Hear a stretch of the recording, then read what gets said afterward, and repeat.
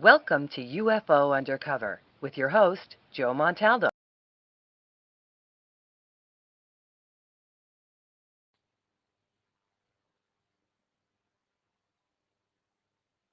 SRN 1690 AM, Riverside, Iowa, and around the world on the Stardust Radio Network. www.stardustradio.com. Are you looking for an internet radio station with a unique blend of talk radio and an eclectic musical flavor? Join Stardust Radio today at www.stardustradio.com, where talent and technology meet. Climate change could affect our way of life. Reduce your greenhouse gas emissions and help control climate change. Visit www.vcr-mvr.ca. Brought to you by the Voluntary Challenge and Registry, Climate Change Central, and this radio station. If you're one of the millions of Americans that suffers from acne or knows a friend or a loved one suffering, please turn up your radio and take down this life-changing information. Introducing Epiclear, the revolutionary new advanced skin treatment imported from Europe, formulated to help get rid of pimples and prevent further breakouts. Great for all ages and most skin irritations, Epiclear is doing something that no other acne treatment formula has ever done. Ever. We're so confident that Epiclear will clear up your skin that we're willing to let you try it for free. That's right, you heard free, and we mean free. Over a $70 value delivered without a prescription right to your house. Call now while free supplies last at 1-800-656-5993. Nothing to risk and everything to gain. Call Epiclear at 1-800-656-5993. That was 1-800-656-5993. Limit one order per household, please. Call 1-800-656-5993. Shipping and handling not included. Climate change could affect our way of life. Reduce your greenhouse gas emissions and help control climate change. Visit www.vcr-mvr.ca. Brought to you by the Voluntary Challenge and Registry, Climate Change Central, and this radio station.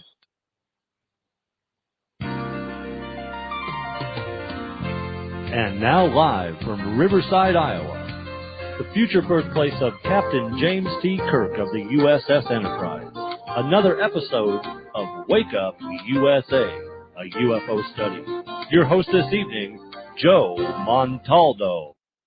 Good evening, everyone, and welcome to another episode of Wake Up USA, a UFO study, a Stardust Radio production, now being broadcasted live in SRN 1690, Riverside, Iowa. Welcome to the show, everybody. I'm your host, Joe Montaldo, and tonight's guest is going to be Dr. Richard Boylan. Also, Dee Andrews will be doing the news in a few minutes, but a couple of things I wanted to go over right quick before I hand it over to Dee. I was talking with some friends of mine out in New York just recently, and this is really for our friends up there in New York. In the last 30 days, I have had close to 7 reports dealing with people, basically they're having these weird dreams. Well, some people call them visions. There's a lot of things you can call them, but basically what they're having is these, I like to call them missing baby dreams. Because they have this dream of having this child, seeing this child, even partially raising this child, and still not actually have a physical child, but basically have most of the symptoms of having the child, including hormone imbalances and a few other things. The reason I'm bringing this up is because I thought it was odd. It's not the first time we've heard things like this, but I did think it was odd. Since Saturday, I've gotten 4 reports out of the West Coast basically saying the same thing. These reports I find interesting for a couple of reasons, actually. Mainly, these actually help us understand better what kind of contact experiences people are having. It also helps us understand better where they are in their contact experiences. In other words, usually dreams like this are not going to come from women, say, in their late 30s, early 40s. You're not going to usually get these kind of reports. You're usually going to get these reports from women in their mid-20s to early 30s. And this is something we had found out years ago, and recently, thanks to this new influx of information that came in the organization this month, it's still true to nature. It's still these reports.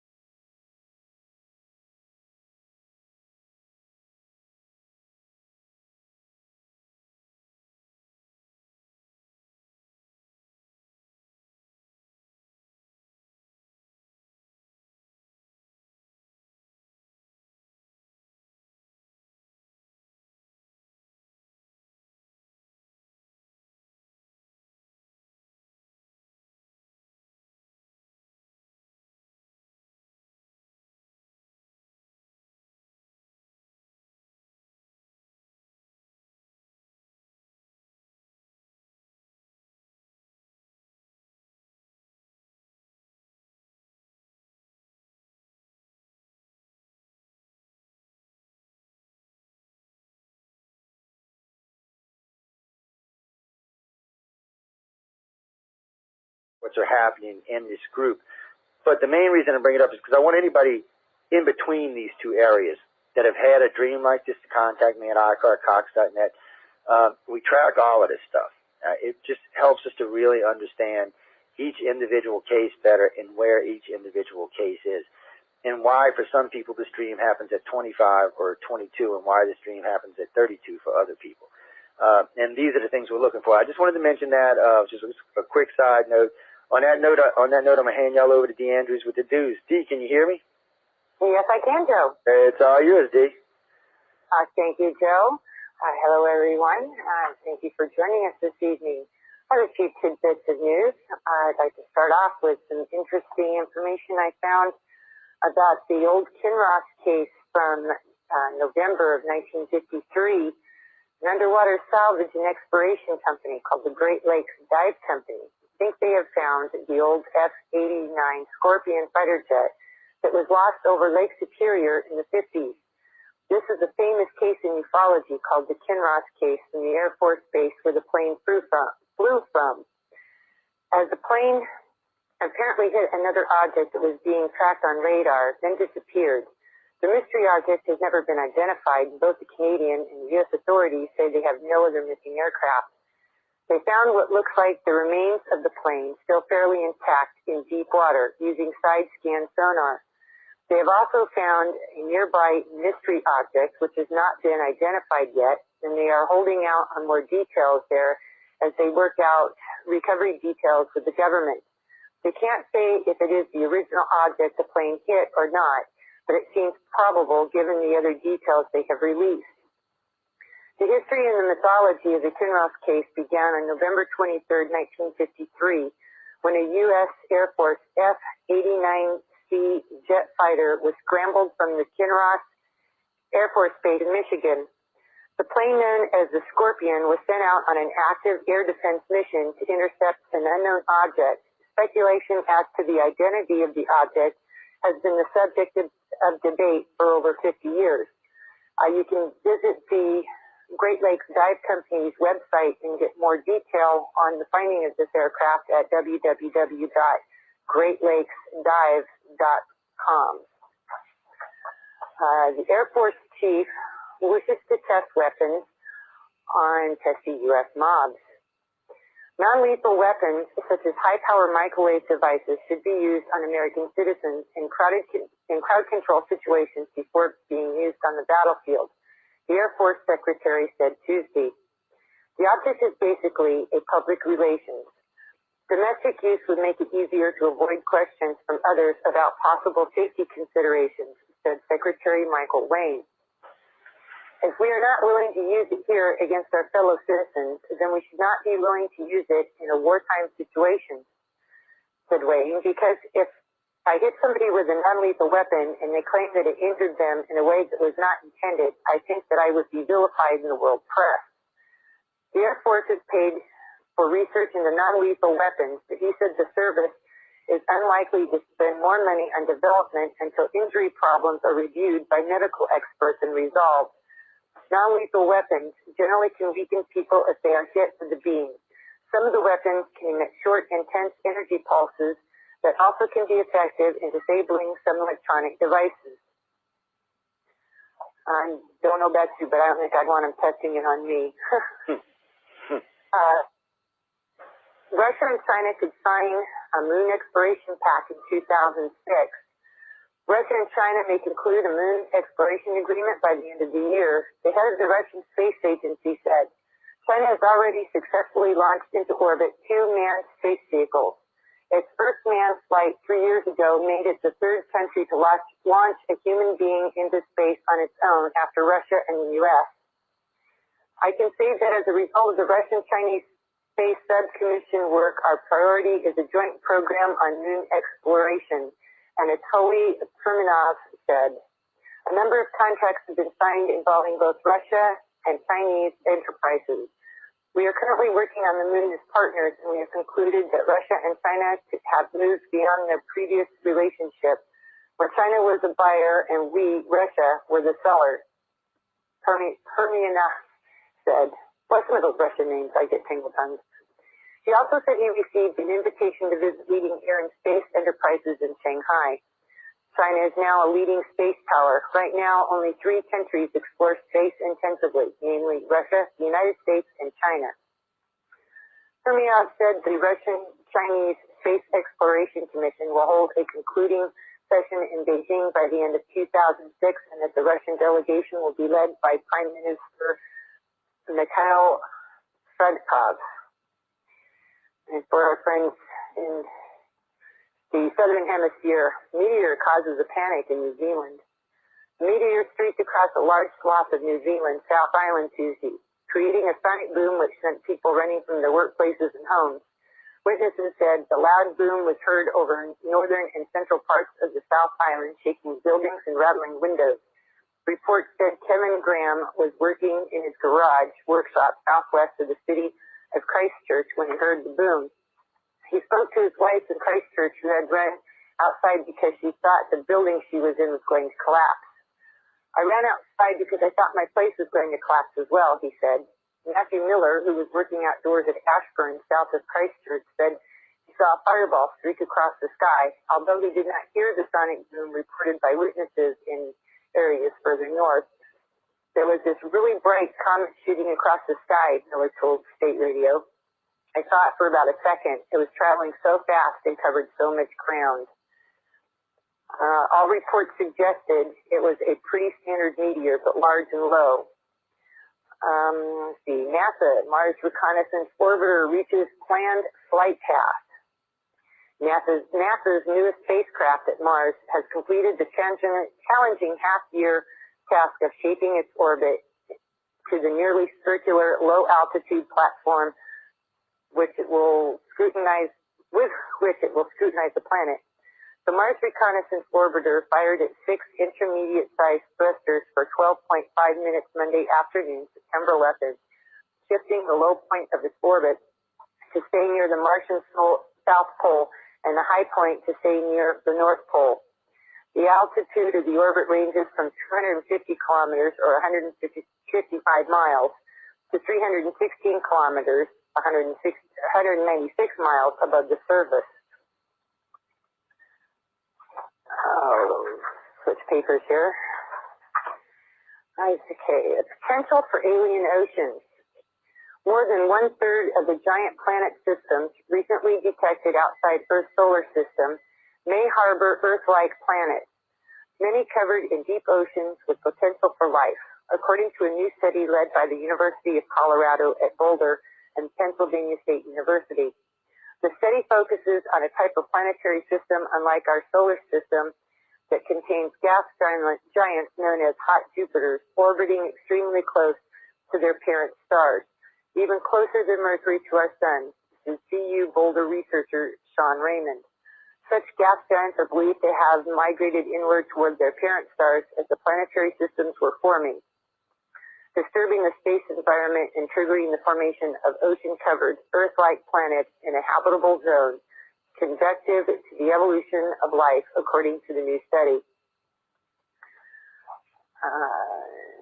And that's all I have. Okay, well, I was enjoying it. You know, I always like the news.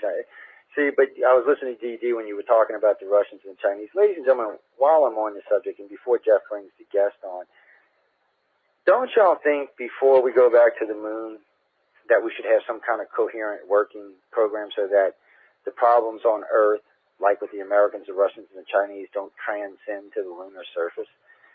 Because from what I'm getting now is I know the Russians want to go back to the moon, I know the Chinese want to go to the moon, and I know the Americans are going back to the moon. So here we're going to have the 3 world powers on the moon at the same time. You know, that's a mixture for disaster there is what that is. It's just not a good thing. I mean, we should really have some kind of more coherent plan. Lunar colonies should be built by everyone, not just the Americans, not the Russians, not the Chinese, but by everyone. Everyone should participate, everyone should be invited, and everyone should be able to stay there. Anything less than that is asking to take the problems from Earth and transcend them to space. The idea is to leave the problems at home and move forward into space and try to establish a new working relationship with everyone. I mean, it's not going to do any good to go to the moon if everybody hates each other down here and we take all those problems to the moon, because then we're going to be splitting it up and dividing it up. And then we're going to start fighting over who owns what part of the moon and who has the light side of the moon, who has the dark side of the moon. It's just a recipe for disaster is what it is. And for people not to think of it any other way is just fooling themselves. You know, as a society, we have to start to learn to cooperate together, to start having tolerance of each other's religions, each other's beliefs. We're going to have to do it, especially if we're going to start exploring space, because when, you know, you're 500,000 miles from Earth or 1 million miles from Earth and the Chinese decide to invade, there ain't nothing to stop them, is there? Or vice versa, for that matter. So I really think we need to work these problems out before we go to the moon. The Americans, the Russians, Chinese, the Brits, the Japanese, they should all sit down and come to some coherent plan on this. Because sooner or later, if we're all going back and forth to the moon, there's going to be an accident and it's going to start a war. Because somebody's going to run into somebody or something's going to hit somebody or so on and so forth. It's one of those things that bugs me. You know, I know I've been on this kick lately about world peace, or world, referring to ourselves as Terrans, not as Americans and Russians and so on. It doesn't matter what country you come from. It really doesn't matter. You are a human from planet Earth. You're one person in a species of 6 billion, okay? Now, when someone comes and visits this planet, they don't care if you're Russian or American. They don't care if you're black or white. They don't. It does not make a difference to them whatsoever, and it should not make a difference to us. But on that note, Jess informed us that the guest is in the queue. So, Dr. Boylan, can you hear me? Clear. Nice to have you back on the show. It's been a while since I talked to you, ladies and gentlemen. Dr. Richard Boylan. How you been lately before we get started? Busy? You're fine, Joe. I'm doing all right. Staying busy, huh? Oh, yeah. Oh, yeah. Good. I know how it is. I was just giving you a hard time because everybody I've talked to lately has usually got work up to their eyeballs in one shape, form, or fashion or another.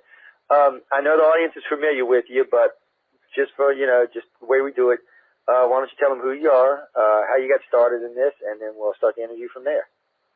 Very good. Well, I used to be a mild-mannered therapist, psychologist, and clinical social worker over 3 decades of working with rather regular kind of cases. And then in 1989, I started to have something new happen. That was the first year that a tiny trickle of folks started to come in to deal with not just depression or anxiety, but the fact that they had had an encounter with a person out of this world. This intrigued me, so I certainly heard them out and analyzed what they had to say and their state of mind, and determined they were of sound mind and that these were not hallucinations or delusions, and got intrigued. So I not only worked with these people, I quietly put out the word that I would be open to other people with this kind of experience to come in and present what they had to say. So that has happened, and I've now talked to pretty close to 500 such people and accumulated quite a bit of research findings, if you will, information and data, and it's led me to other related areas of interest as well. So since that time, which is now getting to be about 17 years, I've been more and more working in this field to a point now where it is my exclusive focus. I've also noticed a pattern that kind of fits something I want to talk about a fair amount today, and that is I noticed that when these folks got visited, later on the ones that went on to have children had rather advanced children, strikingly so.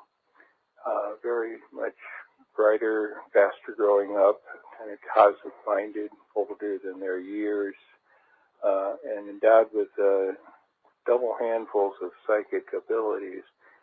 And I figured, this is interesting. I bet this isn't a coincidence. So I researched this as well and discovered that there is a wave of star kids coming in that are transforming the human population. And I think we can see where society is headed in the years ahead as these folks grow up and become the majority.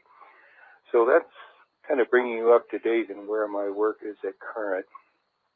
I actually try to keep up on I shouldn't say everybody's work, but a select group of ufologists. I'll say I like to keep up on their work. It's not that I agree with everything they say. I do agree with a lot of it, but it's just better to keep up what's going on. You know, I was listening to you talk about the star kids, and that's always a good place to start. And I agree wholeheartedly that there seems to be, well, it seems to be every generation, really. It depends how far you want to go back, but we'll say we had an adult contactee from 1950. They had children. Their child seems to be brighter, smarter, faster, more mature, and seems to be, well, I should say their psychic abilities seem to be slightly stronger than their parents. And then I noticed as we progress forward, say another 2-3 decades, these children today, and maybe child's not always the best word because some of these children would be in their 20s even, but their psychic ability seems to be, on average, quite a bit stronger than, say, their grandparents or great-grandparents. Is that the same thing you're running into, Richard?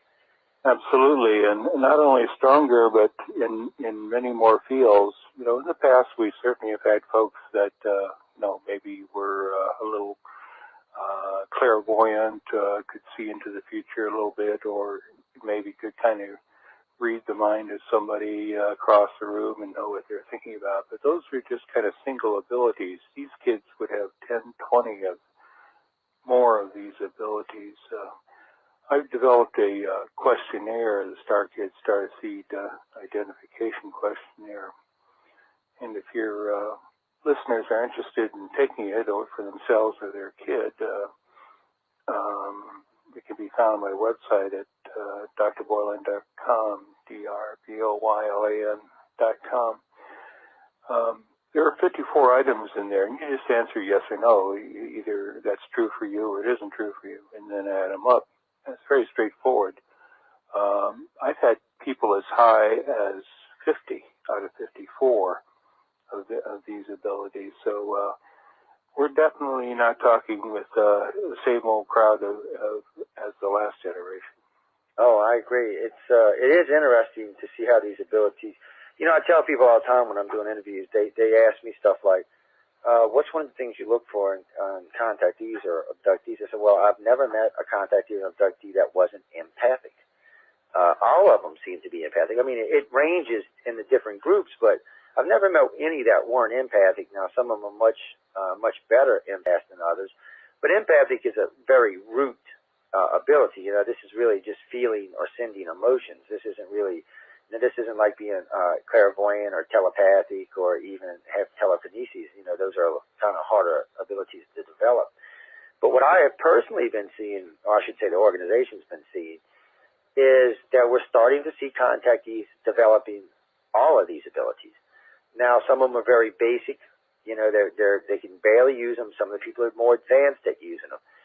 Now, I don't know if this is true for you or not, but it seems like telekinesis seems to be the hardest one so far for everyone to develop. But I'll let you answer that. Go ahead.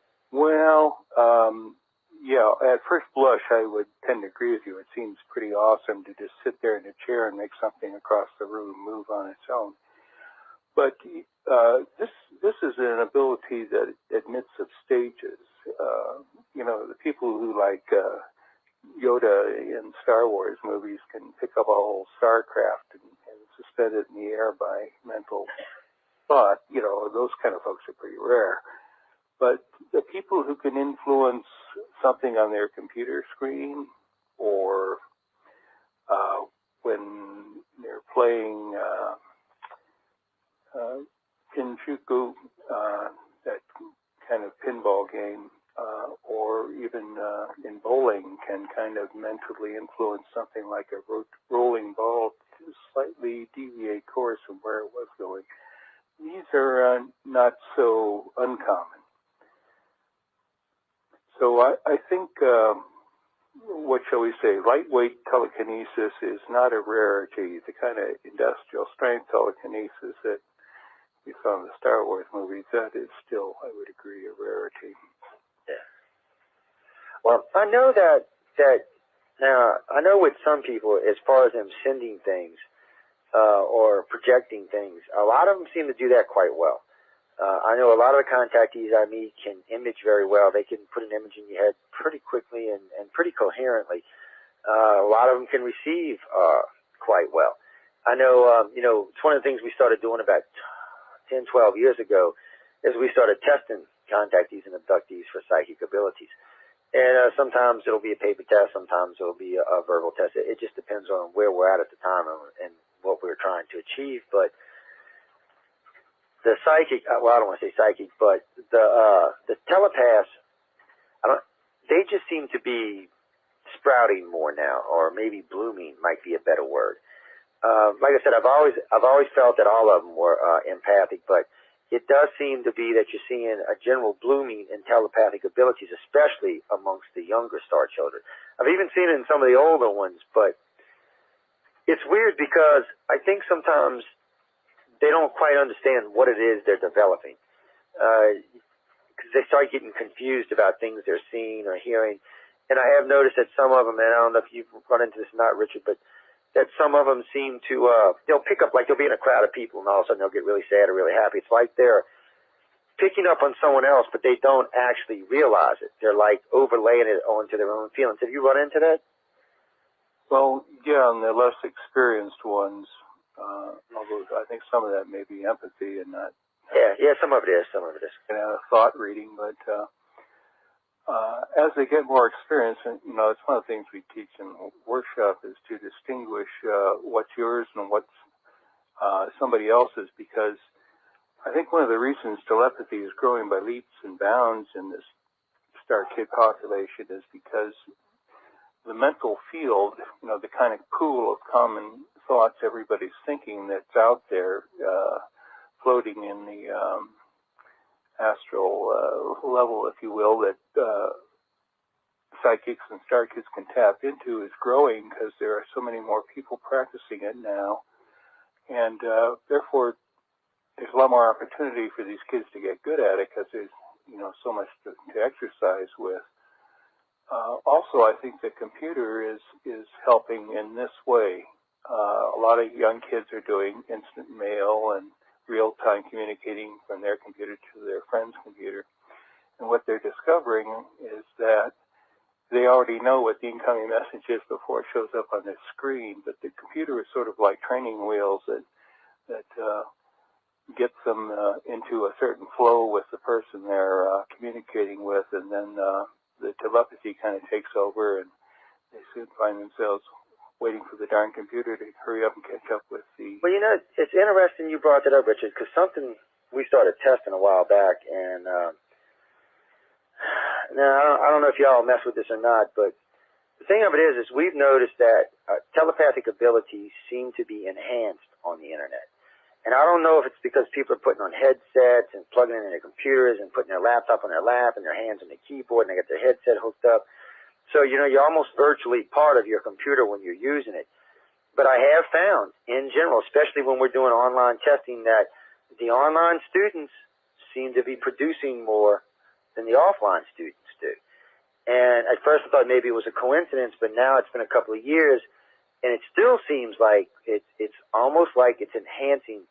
It's almost like they're putting themselves into the bandwidth itself, and it's going out and coming back. I don't know how else to explain it, but it really does seem like it's enhancing, and I wanted to ask you that since you had brought that up. Yeah, that doesn't surprise me at all. In fact, even the star visitors use computers for communicating at times, making a point, kind of adding a little something to what you'd written. I've had that happen to me. I think what's going on here is that, we know that computers may look hard, like a steel box, with a wire coming out of it, but a lot of the what's going on in there that matters at all are electrical fields interacting with each other very swiftly. And that's a realm you talk about telekinesis, the ability to modulate and make little changes in electrical and magnetic fields by focused intention is that's one of the easiest places to make an impact with telekinesis. So there's a bit of that going on. Also, you know, when you think about artificial intelligence, there are now computers that are deliberately built to do some kinds of what we might call thinking. They take information and build on past experience and figure out what the most likely next step or answer is going to be. After a while, they start doing problem solving without being told to do it. I think the interface between telepathic star kids working a computer and a sophisticated computer, that after a while, I think that the kind of flow between the thought forms coming out of the star kid and the electrical fields that the computer operates with start to interact with each other in ways that kind of blend. You know, that actually makes sense because it does all seem like it does blend together. Now, we're getting close to the break on me. I wanted to ask you about batch lots and things like that, but I'll wait till we come back from the break. I know we're getting real close. The thing about it is I'll kind of give you a little hint on this, so when we come back to break, you know what I'm talking about. But I started finding out, and maybe it's in age groups, but there seems to be lots, like Lot A, Lot B, Lot 26D, Lot/C. But anyway, ladies and gentlemen, we got to take a break, so I want everyone to please stay tuned to Wake Up USA, a UFO study, a Stardust Radio production, now being broadcasted live on SRN 1690, Riverside, Iowa.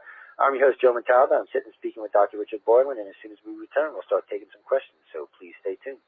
SRN 1690 AM, Riverside, Iowa, and around the world on the Stardust Radio Network. www.stardustradio.com. Are you looking for an internet radio station with a unique blend of talk radio and an eclectic musical flavor? Join Stardust Radio today at www.stardustradio.com, where talent and technology meet. What's happening? I'll tell you what. Kent Emmons here. How'd you like to spend a weekend in Branson for only $99? That's right. You and your family can now relax in Branson for only $99 or take the honey for a quick romantic getaway any weekend you choose. This amazing vacation offer includes 3 days, 2 nights in a great hotel, breakfast every morning of your stay, preferred show tickets, and hundreds of dollars in coupon savings all around town. You know, Branson, Missouri's got amusement parks, world-class golfing, beautiful lakes, endless shopping, and more live shows than Vegas. So give us a call now at 1-866-338-1410. Branson for $99. It's our way of saying thanks for checking out our beautiful new resort, the Grand Crown. Here's that number again, 1-866-338-1410. Toll free, 1-866-338-1410. Branson for $99. If you're one of the millions of Americans that suffers from acne or knows a friend or a loved one suffering, please turn up your radio and take down this life-changing information. Introducing Epiclear, the revolutionary new advanced skin treatment imported from Europe, formulated to help get rid of pimples and prevent further breakouts. Great for all ages and most skin irritations, Epiclear is doing something that no other acne treatment formula has ever done. Ever. We're so confident that Epiclear will clear up your skin that we're willing to let you try it for free. That's right. You heard free, and we mean free. Over a $70 value delivered without a prescription right to your house. Call now while free supplies last at 1-800-656-5993. Nothing to risk and everything to gain. Call Epiclear at 1-800-656-5993. That was 1-800-656-5993. Limit one order per household, please. Call 1-800-656-5993. Shipping and handling not included. Alexis Parking, your aviation destination. You need something grand, something special, something unique. Look no further than the Alexis Park Inn of Iowa City. There you'll find 27 supersized suites of all varieties, most with jacuzzis. The Alexis Park Inn is an aviation-themed hotel where your continental breakfast is delivered right to your door because they're committed to your satisfaction. Give the Alexis Park Inn a call toll-free at 888-9-ALEXIS or check out alexisparkin.com. Alexis Park Inn, your aviation destination. Alexis Park Inn. SRN. 1690 AM, Riverside, Iowa, and around the world on the Stardust Radio Network. www.stardustradio.com. Good evening. Welcome back to Wake Up USA, a UFO study, a Stardust Radio production, now being broadcasted live on SRN 1690, Riverside, Iowa. I'm your host, Joe Montaldo, and I'm sitting and talking with Dr. Richard Boylan. Also, ladies and gentlemen, remember, if you'd like to call us on the toll-free number, you can reach us at 1-877-213-4329. Again, 1-877-213-4329. Also, ladies and gentlemen, if you plan on joining us in the Power Talk Virtual Auditorium, I would do it quickly because the room is filling up fast, and it will probably max out soon. So if you want to get in there, you better get in there soon. Just wanted to let y'all know that. You know, ladies and gentlemen, Dr. Boyle and I were talking at the break about several things, so we're going to probably come back in and start talking about some things here. But before we do that, Richard, you know, I was talking about the lot groups and batch groups and stuff, and the reason I brought that up is it's hard to explain. I'll meet like a group of contactees, say somewhere between age 40 and 45. They will have certain similarities in their contacts, but more than that, they seem to be moving and working along the same directions. Also, they seem to have a unique attachment to one another, and it doesn't really matter if they're from California or Australia. They seem to have this tie, this bond. So we started calling them batch group, like batch, you know, Star Children batch group A1-5 and so on and so forth. And since then, we've noticed that there seems to be several types of these groups around the country and around the world, for that matter. I didn't know if you had ran into that or not. Well, the phenomenon of people connecting with each other or feeling connected, even though they're technically strangers or just met, is a fairly widespread one among the starseed community. And this seems to be due to several reasons, one of which is that they're all operating on a higher energy signature than the traditional human operates at, and they can kind of feel each other's force field, for lack of a better word, the kind of signature of that force field across a crowded room. I've done some empirical measuring of this with dowsing rods, and it's all very visible and very physical. You can take a pair of dowsing rods and walk with them pointed towards a person, and your regular USDA regular issue human, the rods will part perpendicularly away from each other at about 12 inches out from the person's body. But with star seeds, they spread out at several yards from the person's body. I think one of the record distances was like somewhere between 50 and 70 feet. But several yards anyway. So we're talking 10 feet, 15 feet for many, if not most, of the star kids. So clearly, you know, the electromagnetic energy, if you want to call it that, that causes these rods to, these metal rods to spread, can certainly be felt by these highly empathic star kids and starseed adults. Coming off the other person, and just like their field is coming off of them and being detected by the other person. And there's what I would call kind of a subconscious aha that goes on in the brain saying, you're one of us too, huh? You know, and of course that kind of greases the wheels for meeting and greeting and feeling some point of common connection before you even get to start to know the person. Well, that actually makes sense, though. I mean, I don't know, contactees always seem to be broadcasting. And that really needs to be some new terminology. And while we're on this term, Richard, why don't you do me a favor for the listening audience? I know at least half the audience is familiar because they've heard you talk before, but, you know, we always have new listeners tuning in all the time. What is a starseed? I mean, for their audience's perspective.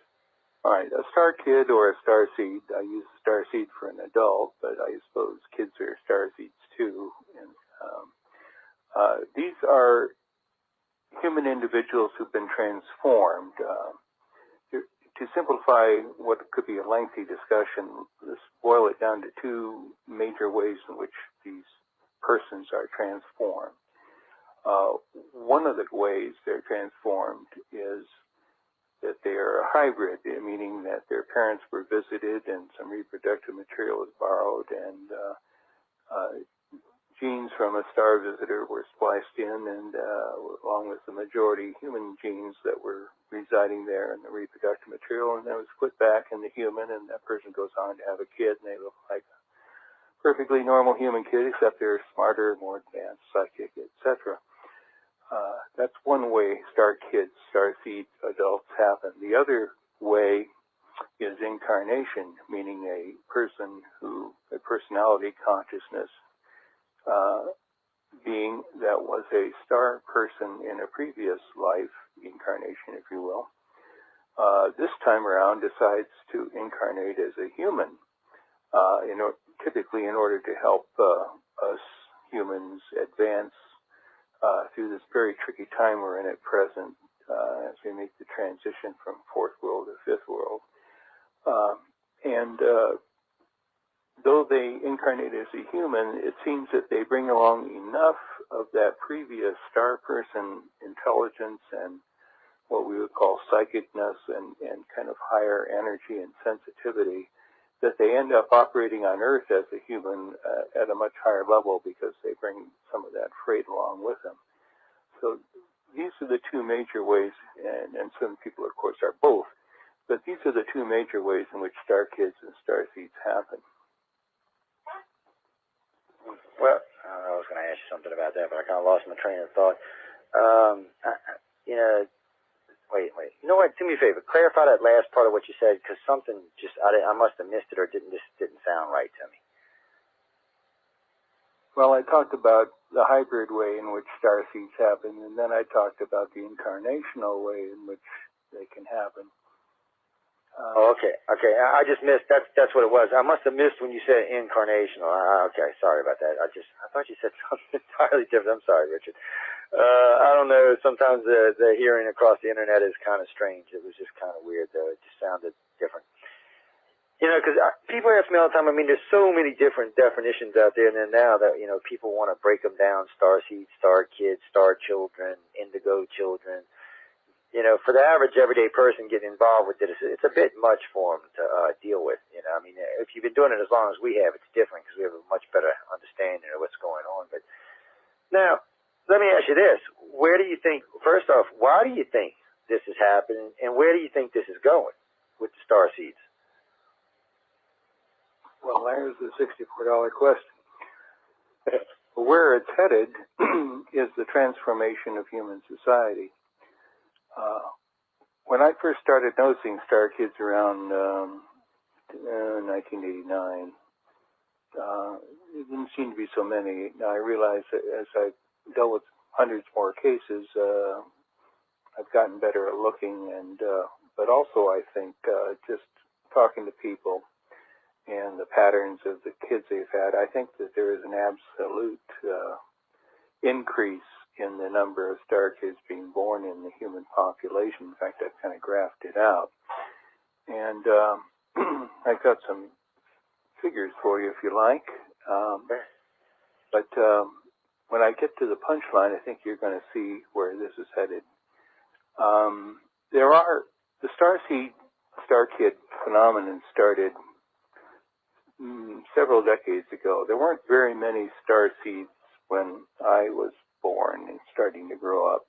And I was one, but that was kind of rare. And now you can tell among the senior population, maybe 1 in 8 has a starseed energy signature.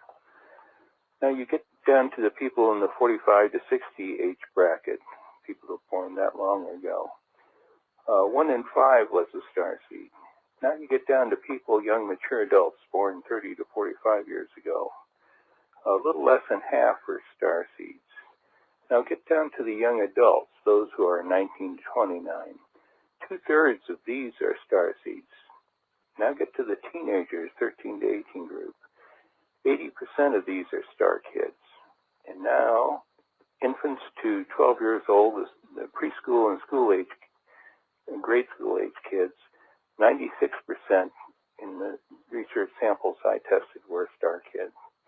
So what you see is an oncoming wave, and the closer you get to the present, the higher percentage of the total population being born are star kids. At this rate, the human race will only take a couple generations before the previous model dies off, and we're dealing with a virtually 100% star seed population.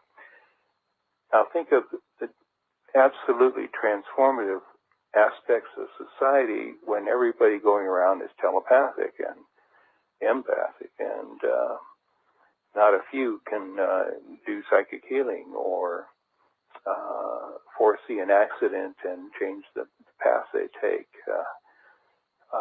All of these kinds of abilities.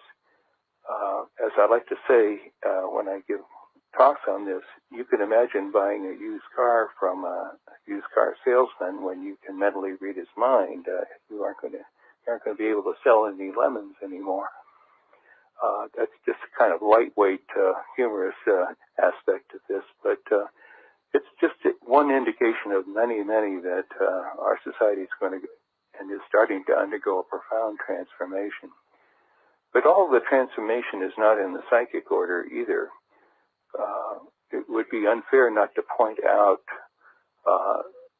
the emotional and personal characteristic transformations these kids bring. They are much more compassionate than previous generations. They are much less inclined to violence. They find it abhorrent, most of them. They are concerned for everybody. Bad things that happen halfway around the world are just about as distressing to them as something that happened in their own town. They have much more of what we might consider a Ganda or Buddha-like mind and consciousness. In some of these, this is more developed. In others, it's kind of sitting there latent, and the right circumstances help it come out and develop. But these are powerful, powerful influences, and when you get a whole society loaded up like this, we are headed into amazing times. It ought to be interesting. Actually, I had a couple of questions for you, but I guess whatever you just said just stacked up the audience. Richard, you ready for some questions? Oh, sure. I just seen hands just light up, so we're just going to dive right in. Who do we have first here? See, Linda Keeper has her hand up first, so why don't you come? Well, you know what? Hold on yet before we do that. Wait a minute before we go to the audience. One other thing before we go there. You know, I was thinking about what you just said about the children. Now, you know something that bothers me about that, because I do agree with most of it, but there was something I read the other day about drug addiction amongst young kids below the teenage years is on the rise like 54%. And, you know, when you brought up what you just said, I was thinking in the back of my head, I said, is it because these kids are having difficulty dealing with what's going through their head now? I mean, this is a lot of information for an adolescent to understand, especially when you're talking psychic abilities like we're talking about. So I just wanted to get your take on that right quick.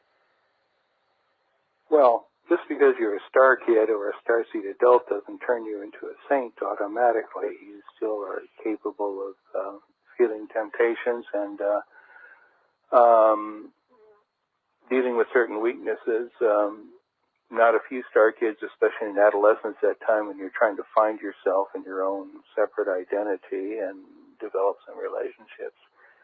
Many of these kids struggle with feeling different and odd because, you know, you and I joke and talk glibly about this stuff, but out there in the general population, this stuff is unknown, and these kids know it's unknown, and they fear that if they bring it up, they're going to get laughed at. People won't want to play with them or talk to them or associate with them or date them. And so they live in these little invisible closets, at least in their mind, if not, you know, socially isolated.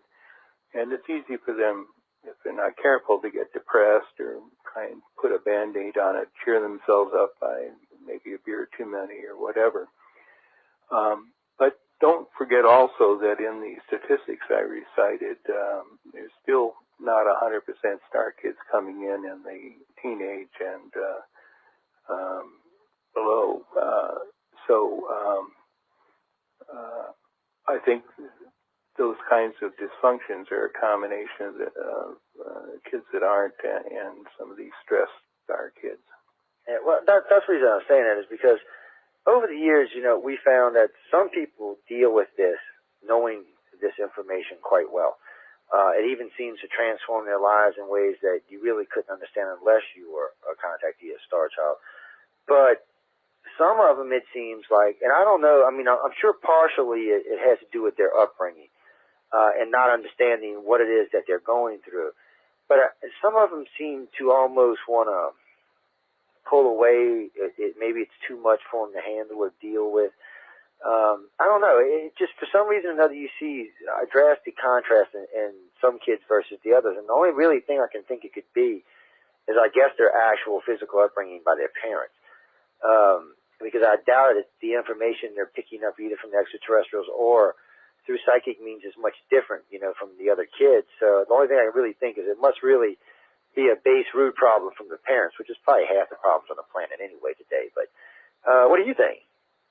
Well, any child psychologist will tell you, and I have served as one, that most of the child and teen problems walking in the door are parent-related. But I think with the star kids having difficulties, we have a special situation that's artificial and frankly unnecessary, and that is the UFO cover-up, which includes the cover-up that there are such things as star kids. But this makes it extra difficult. Contrast with the situation if it were out in the open, if there are articles in the paper about star kids and people saw documentaries on television about them, and it was real clear why they're different, how they're different, that they have wonderful abilities, feature articles on the contributions this or that star kid made the past week. These kids would blossom. They'd feel positive. They'd have role models. They'd feel like they could walk tall and be out there. But that isn't at all what we've got. What we've got is a scornful, denial, closeted, hostile environment that this stuff is not mentioned in, and if you do, you're branded crazy or worse. So, these kids are in a war zone, a psychologically created war zone by the cabal, the folks behind the cover-up, and these kids are having an extra special tough time growing up and being all they can be because of this cover-up and the society's ignorance and being programmed for scorn of anything different. Okay, Richard, loaded question for you. Baby Bush, starseed, not starseed. Who? G.W. Bush. I call him Baby Bush because of his daddy, but yeah, starseed. Starseed, not starseed. That's what I was asking. What do you think? Well, based on the behavioral profile, I would think not. Yeah. I had to ask because it is something. Because I always hear people love to come on and say GW is an alien, and I'm thinking, no, he's not an alien. No, let's not give him that much credit. He's a nice guy and all, but he's not an alien. Remember, ladies and gentlemen, if you don't want to wait to use the Power Talk Virtual Auditorium, you can reach us at 1-877-213-4329. Again, 1-877-213-4329. We're going to start taking some questions now because I know I've been making y'all wait, ladies and gentlemen, and I know Richard's ready to answer some questions. So, Linda Keeper, I see you got your hand up. You've been patiently waiting, so why don't you give us your first name and location, and you're live on there with Dr. Richard Boylan.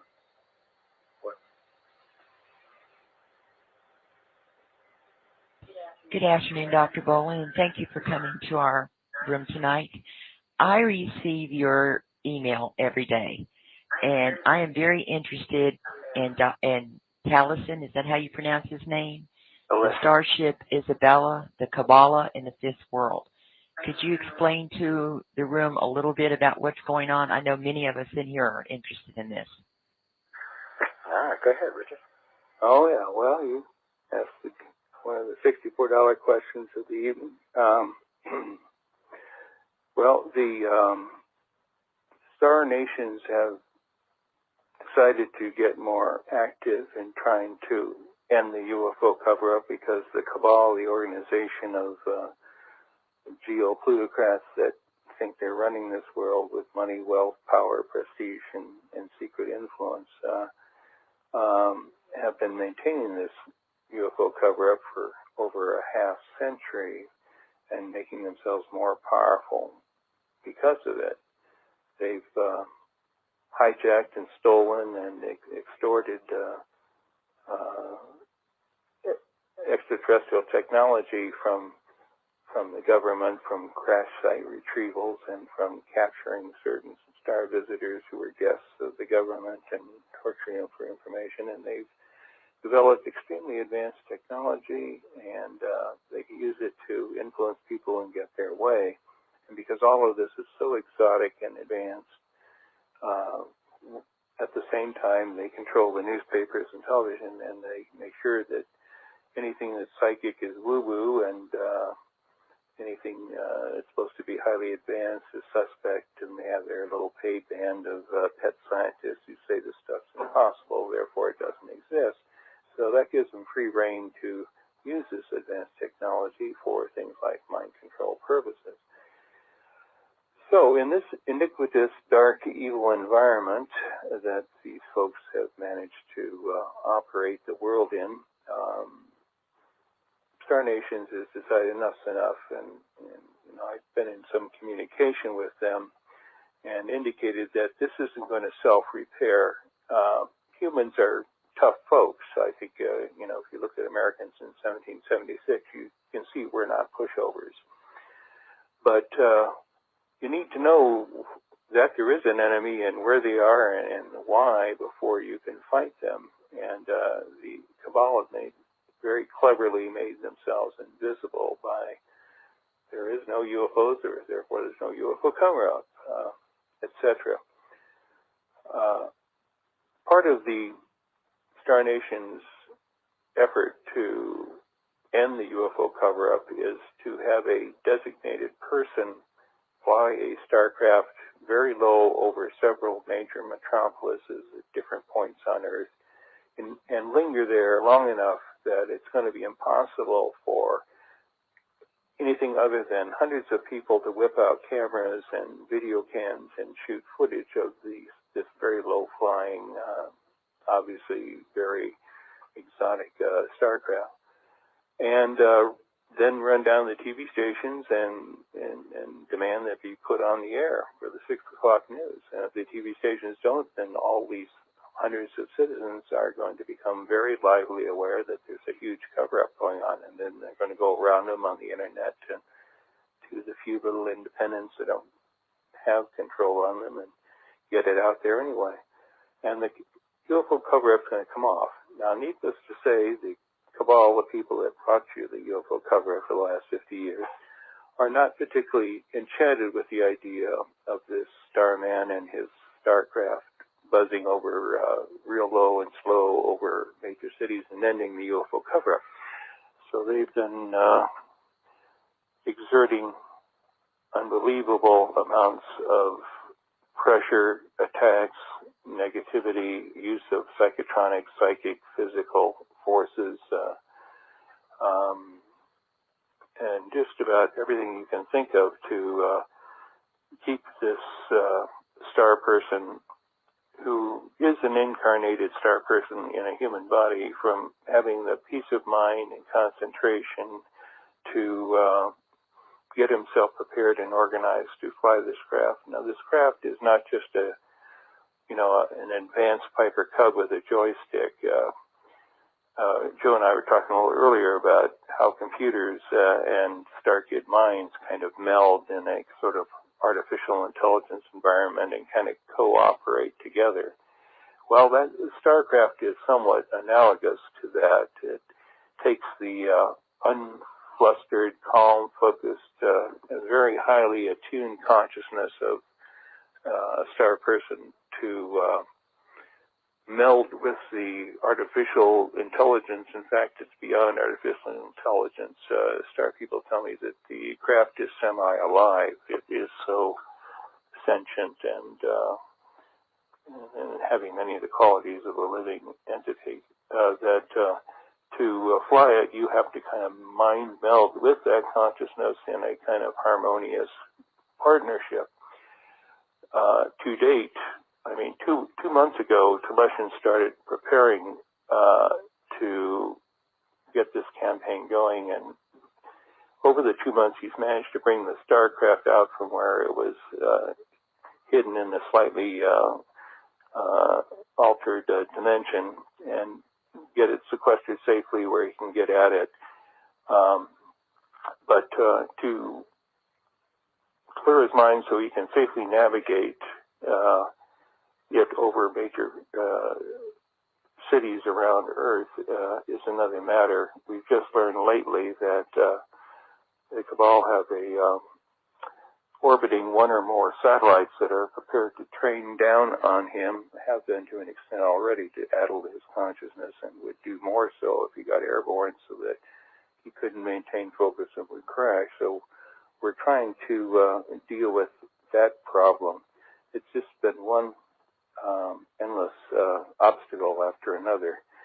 But we hope we're wearing them down, and they're soon going to run out of their sack of tricks, and Celestian will finally get airborne, and we will have that flight campaign that will be the de facto end of the UFO cover-up. But I want a UFO cover-up. I mean, Richard, you really think as a society, I'm talking about worldwide society now, not just Americans, if you really think that the planet's ready for full disclosure, because I don't know, I have issues with that. I feel like at least half of us are. I just don't know if the other half are. Well, ready in the sense of mentally anticipating or having a mental category already well developed and polished, no, not everybody is ready in that sense of the word, but can they take it? Yes, just like when Columbus came back from the New World and told all the Europeans, guess what, there's another chunk of land over there as big as the one you're sitting on, and it's full of people too, and strange exotic foods and trees and vegetables and so forth. People had to, slap themselves upside the head and, needless to say, readjust their geography books and their thinking. And they got over it.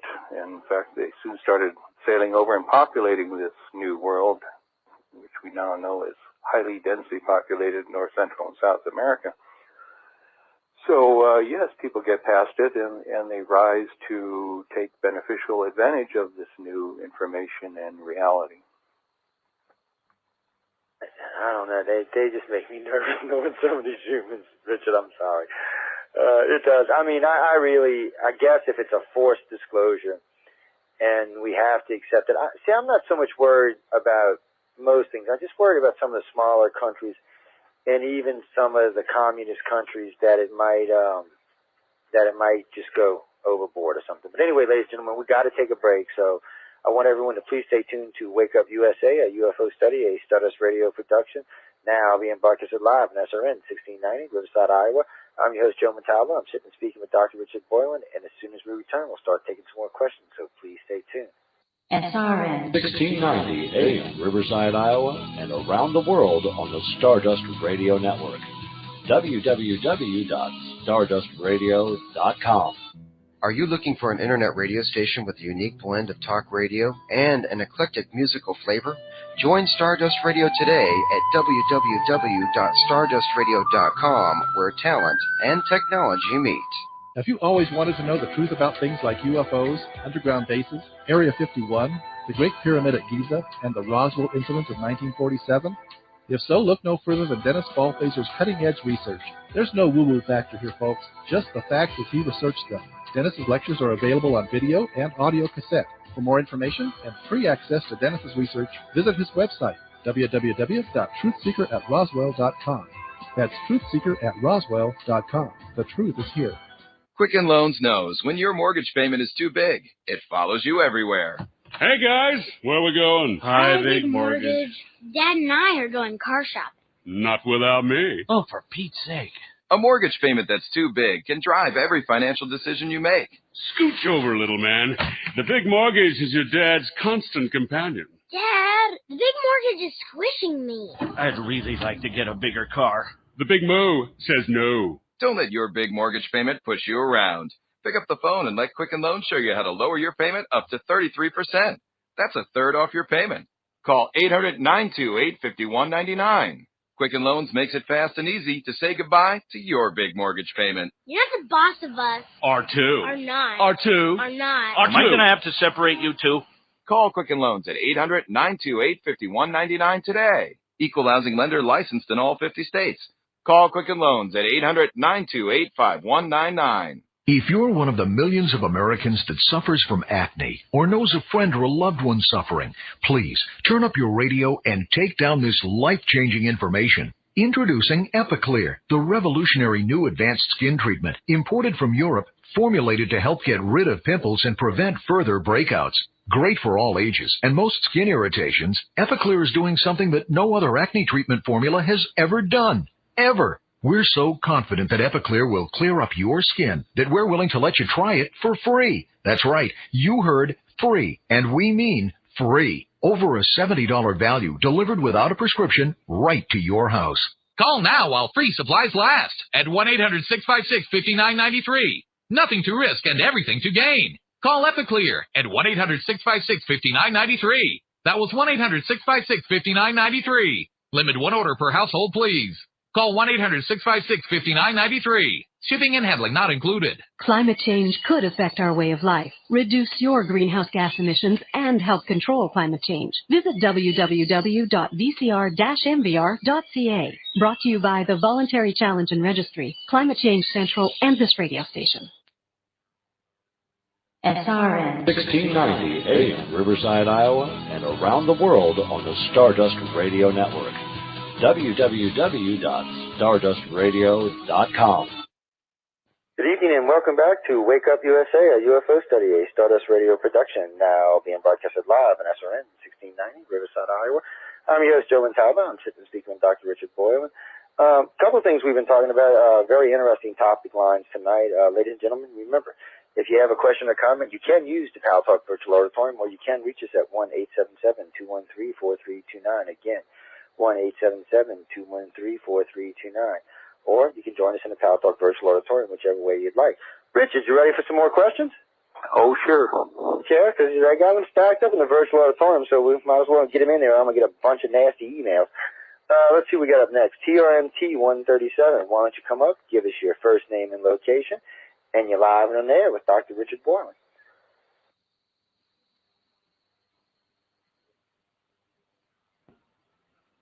Good evening, gentlemen. Truth from Massachusetts.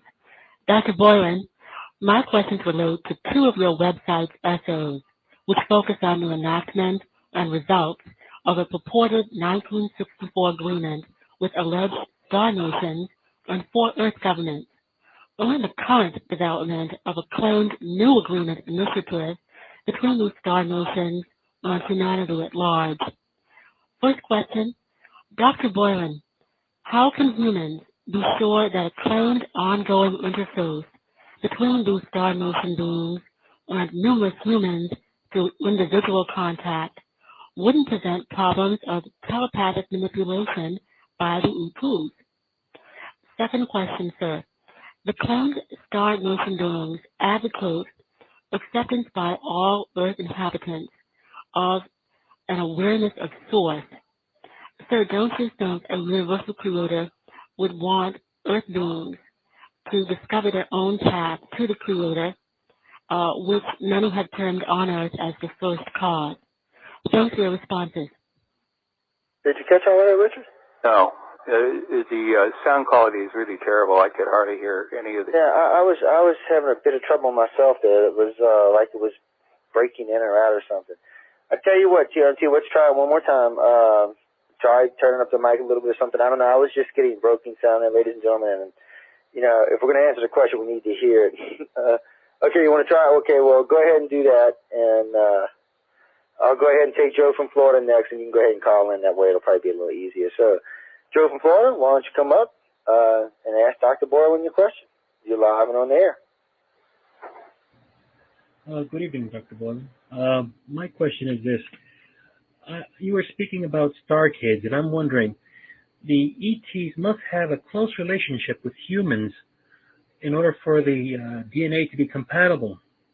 If that's the case, then there must be some sort of signature, some uniqueness in the DNA sequence of star kids.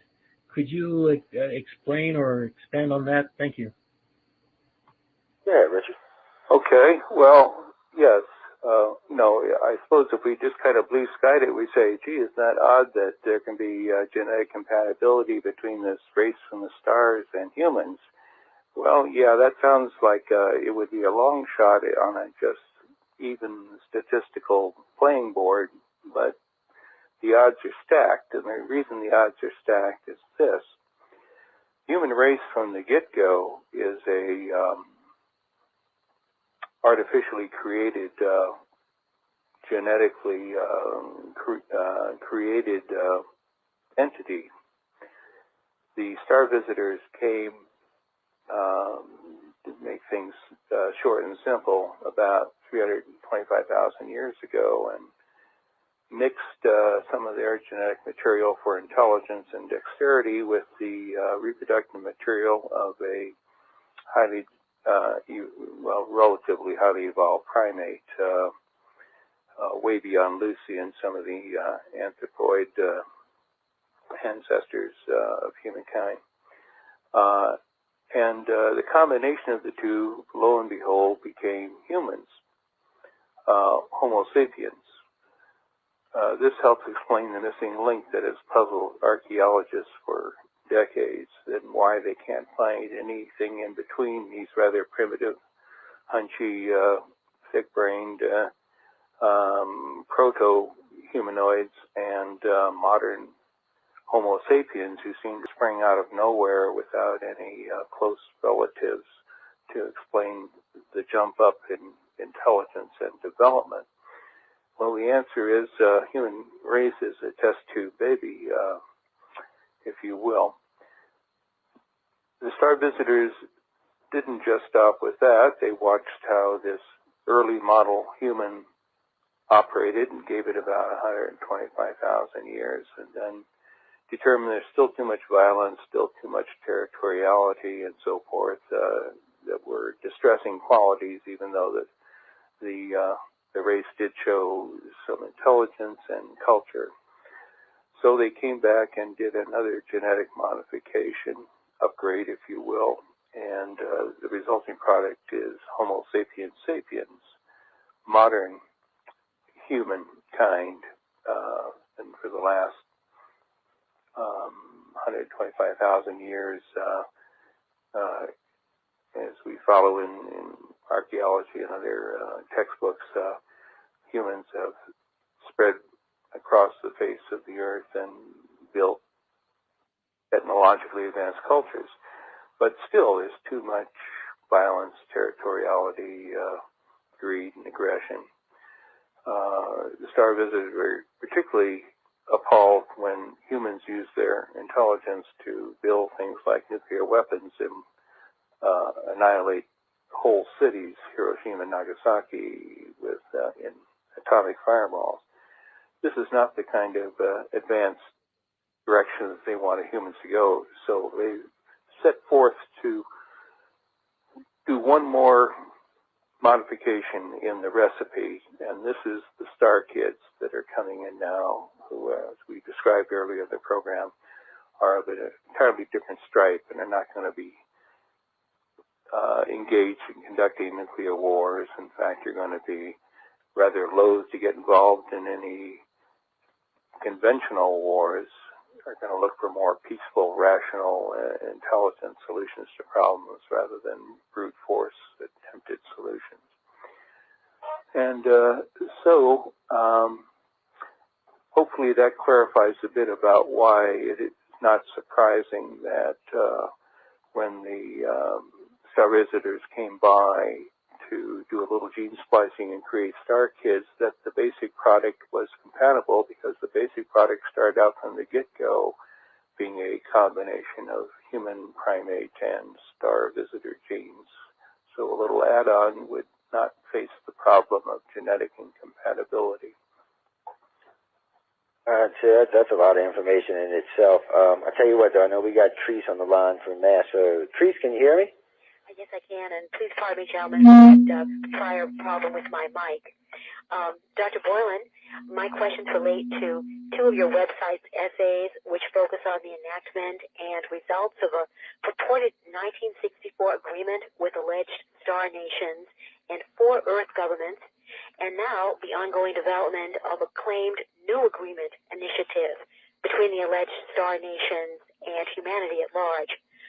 First question, Dr. Boylan, how can we humans be sure that a claimed ongoing interface between these alleged star nation beings and numerous humans through individual contact wouldn't present problems of telepathic manipulation by the ETs? And second question, I note in your material that these claimed star nation beings advocate the necessary acceptance by Earth inhabitants of their paradigm of awareness of source.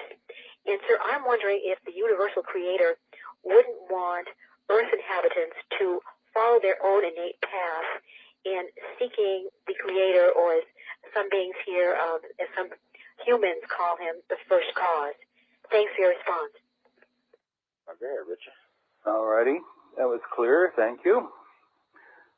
Just to back up a little and give the people who may not be aware of the citation she's referring to on my website, I spoke on the information I was given from star nations.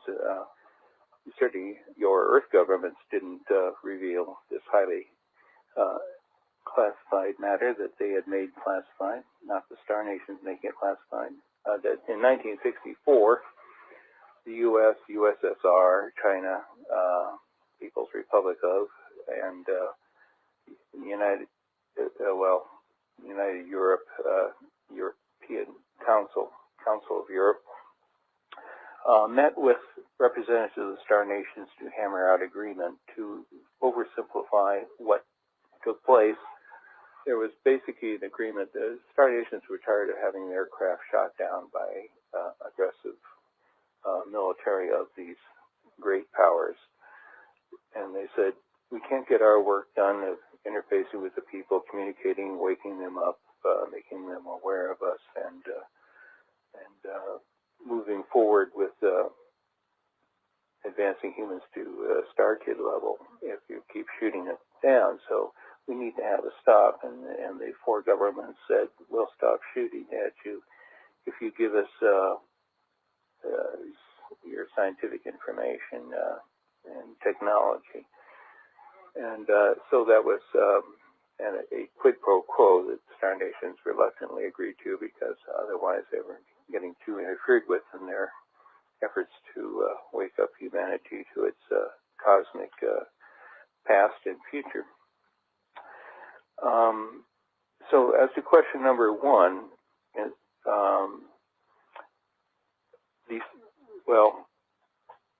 backtrack once more real quick. The governments on Earth did not keep their side of the bargain. They continued to take selective pot shots at craft and deliberately in order to make them crash and steal their technology. And finally, star nations got tired of it and abrogated the agreement last year, having given way too long for the governments to get back in line and honor their agreement. And star nations have decided instead to go to the people directly, a very kind of grassroots democracy approach this time, instead of these government heads who are pretty corrupt individuals anyway. You're talking about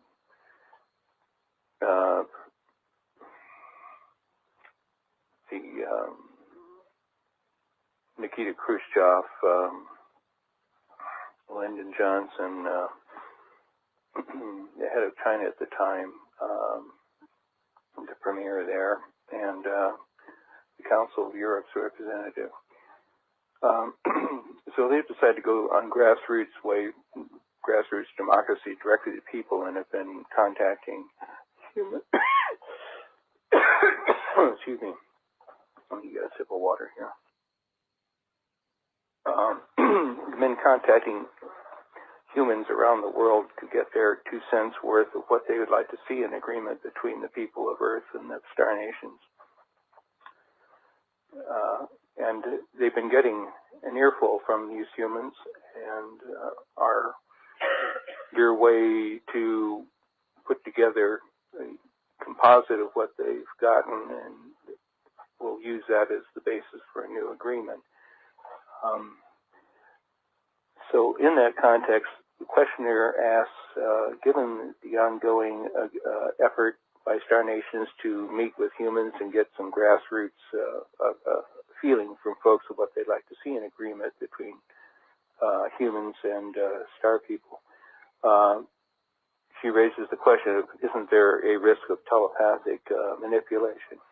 Well, if the Star Nation people were unscrupulous, unethical, I suppose there would be that risk. But the Star Nations have a requirement. You can't be a member civilization of Star Nations unless you subscribe to the 11 universal laws and the 11 spiritual laws of the cosmos. And if people want to see what those 11 laws are, they can go on my website in the Star Visitor section, and they're laid out there in one of the articles. Anyway, needless to say, these are very high principles of ethics and philosophy and morality, and no Star Nation race would operate in such an unethical way as to manipulate a fellow sentient being. The second question she had is, Star Nations, she says, would like humans to have awareness of source. The implication of the way she phrased it is sort of like, or else, or with this flavor of forcedness to it, and that again, it would be absolutely unethical, and Star Nations would be the first to disown any such approach. Persons coming to recognize God's supreme source, first cause, whatever, as an important and sacred element in reality, and something that one needs to have a relationship with and awareness of respect for, is a personal, mental, and spiritual journey that each sentient being and human individual in this case needs to make, and Star Nation is very aware of that. And there's nothing in any forthcoming agreement that's going to make any force on people to recognize God or Source as part of their life. If people haven't arrived at that, it's theirs to arrive at. It will not be part of the agreement, because no humans are going to put that in an agreement. Certainly, maybe if Star Nations were to interview a Cabal person, they might like something like that in there, so they could kind of use it as a poison pill to kill the agreement. But the average sensible human is not going to want to see anything in agreement that talks about forcing people to get religion, whether they like it or not, or get spiritual awareness, whether they're ready for it or not. And neither will the Star Nation. So I think that the answer to that question is that concern is not a reality. You know, Richard, I'm listening to you talk, but I'm watching a text scroll by in the virtual auditorium as well. And Star Nations, now I know what you're talking about, and I'm sure anybody who's read your site or is familiar with your work knows what you're talking about. But for the listening audience who doesn't, can you explain that to them? Okay. Star Nations is the designation for an organization of intelligent civilizations throughout the galaxy that have banded together and operate in a cooperative way. And you don't get to join them unless you subscribe to these 11 universal laws and 11 spiritual laws that I referred to. In other words, it's a high-minded organization of highly evolved, intelligent civilizations. To put it in some kind of context, they say that Earth is about 2 ticks below the level of minimum qualifications to join Star Nations. We have some spiritual and metaphysical evolving left to do yet before we as a worldwide culture are ready to be offered membership. Now, that's not to say there aren't some humans who have arrived at that level of development, but Earth population as a whole has not arrived there yet. So we're talking a high-minded organization that, among its various works, goes about the galaxy and comes upon planets with evolving civilizations and tries to help them out to avoid crashing and burning, as far too many societies do. They don't make the right choices as a civilization. But they're sort of a galactic Peace Corps, one of their ways of operating. So what on Star Trek used to be called the Federation is not exactly a model, because the Federation supposes there's some other Federation out there that they need to go and shoot at, and that isn't the case. Most of the societies that have bad people in them don't reach the level of development where they can cruise among the stars and star nations. By definition, of those societies that have evolved peaceably and intelligently and spiritually grown up enough to make it as star roaming civilizations and band together in this Star Nations organization. You know, it kind of like well, I guess it would be like a UN in space, just more advanced. Because now that's a bad comparison. I realized it when I said it, Richard. That was a bad comparison. The original intent of the UN would have been a good model. The way it currently is functioning is pretty sad. Yeah. I agree. I realized it after I said it, because the UN is, well, we're not going to get into that, but the UN is kind of pathetic these days, and they don't seem to have any teeth left or anything. I told y'all should make Madeleine Albright UN president. We wouldn't have to worry about this, but anyway. That's crazy stuff. I don't know. The world is a very strange place these days, and it takes, well, a lot of patience to live here. That's as nice as I can say it on AM radio and still not get in trouble with the FCC. I don't know. It is a strange place to live these days. It's a much different world than what I grew up in. I'm sure, anyone who's over about age 30 realizes that. For the younger people, I wasn't being mean. It's just y'all haven't really been around long enough to see the real differences in how the planet is, or how society is. It's not that we're killing any more people or feeding any less people. It's just we're at that crossroads. What do you think, Dr. Boylan? We're just at that crossroads. I guess it's going to depend where our next step goes, to how long it's going to take before there is disclosure. And I'm really thinking we need a boost or something. We need to get ET out there to give us a little boost. Say, look, put something out there. It doesn't have to be, a huge showing, just enough that the government can't back out of it. Because these days, even like with some of the more famous sightings, the government seems to, they just seem to ignore them. You notice that, Richard? They don't even seem to comment on them anymore. They just kind of ignore them. Even if you ask them directly, they just seem to ignore it. It seems to be like they know and they're content in knowing, and I guess they figure the rest of us don't need to know, which is, I don't know. In the United States, I think we should have been told a long time ago. I really do. And as far as the rest of the world needs to know. I really would make it a better place to live, at least in my mind it would. Don't get me wrong, I think there's going to be some chaos and some turmoil and some fights and some trouble in the initial saying this, but I think in the long run, it'll better the planet in a much faster pace. What do you think, Richard? Well, I'm not going to argue against ending the UFO cover-up, obviously. When you talk about a star person doing a little something to end the cover-up, that's exactly what Taleshin has as his mission, as a star person, to take a starcraft and fly over several major world metropolises at low and slow enough pace to make it impossible for the UFO cover-up to continue. And the cascade of the dominoes after that will be very interesting people think UFOs are a little boutique side oddity like a P.T. Barnum sideshow at a circus, and you can have it or take it or leave it, but that isn't the case at all.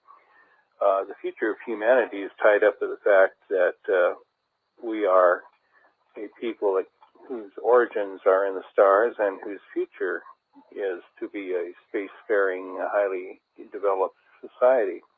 This isn't just some kind of Star Trek curiosity that might swim across our attention span for a year or two and then go away. That's not at all what's going on. And further, the ending of the cover-up is going to expose the people that have made trillions of dollars on monopolized and denied and covertly manipulated extraterrestrial technology, palmed off as clever human inventions and patented and used to make money, and then some of the rest of the technology altered and weaponized by human low-life scientists in ways that allow these global puppeteers to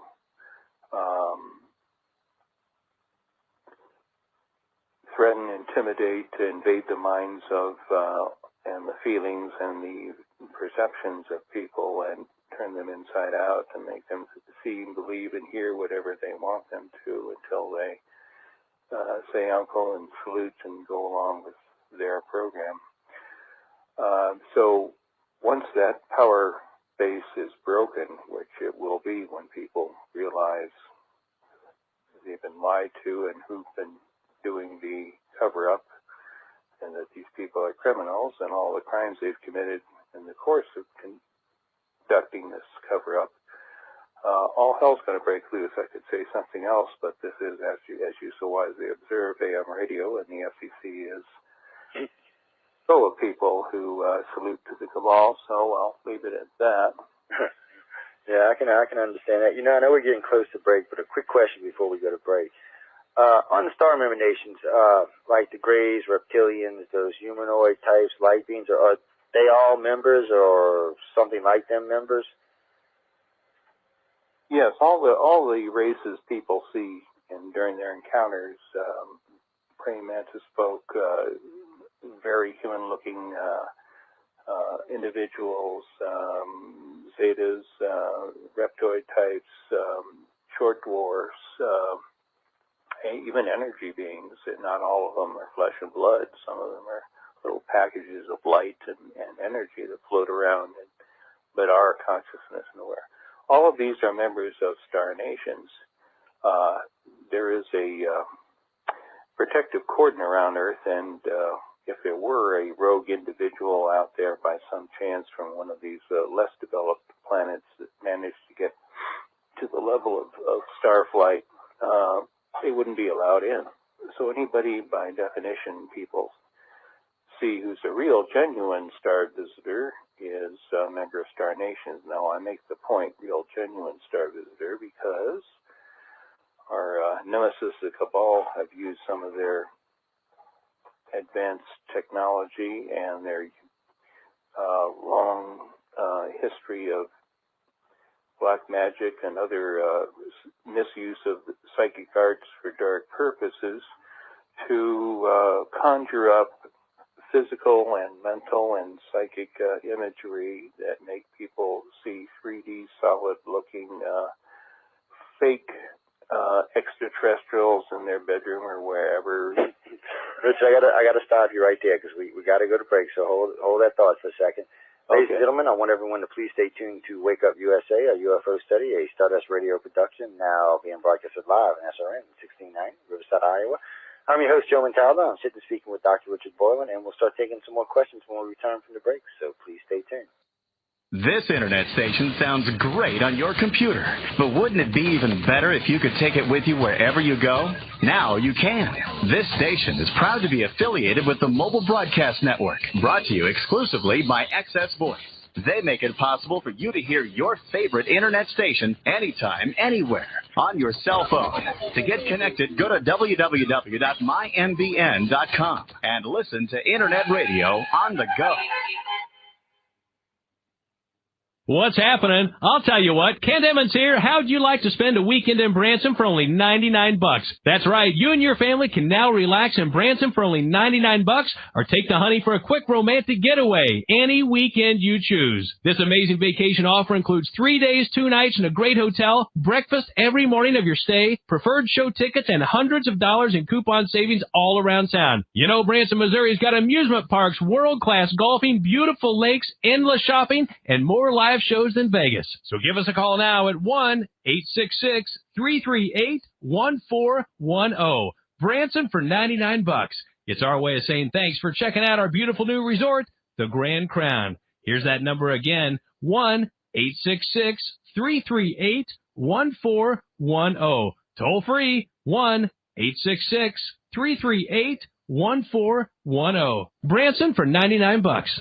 What America needs is affordable health insurance. Finding affordable health insurance for you and your family, it's on everyone's mind right now. If you're self-employed, it's on your mind too. One of the things we face as entrepreneurial Americans is finding affordable health insurance. Well, I found a company you can call right now and get affordable health insurance. Midwest National Life Insurance Company of Tennessee. Write this number down, 877-679-7794. That's 877-679-7794. Midwest specializes in helping entrepreneurs of all kinds, those of us who run small businesses or don't get health insurance where we work, to protect our families with affordable health insurance. Call 877-679-7794. Not available in all states. Association membership is required in most states. Home office, Oklahoma City, Oklahoma. Exclusions and limitations apply. Alexis Parking, your aviation destination. You need something grand, something special, something unique. Look no further than the Alexis Park Inn of Iowa City. There you'll find 27 supersized suites of all varieties, most with jacuzzis. The Alexis Park Inn is an aviation-themed hotel where your continental breakfast is delivered right to your door because they're committed to your satisfaction. Give the Alexis Park Inn a call toll-free at 888-9-ALEXIS or check out alexisparkin.com. Alexis Park Inn, your aviation destination. Alexis Park Inn.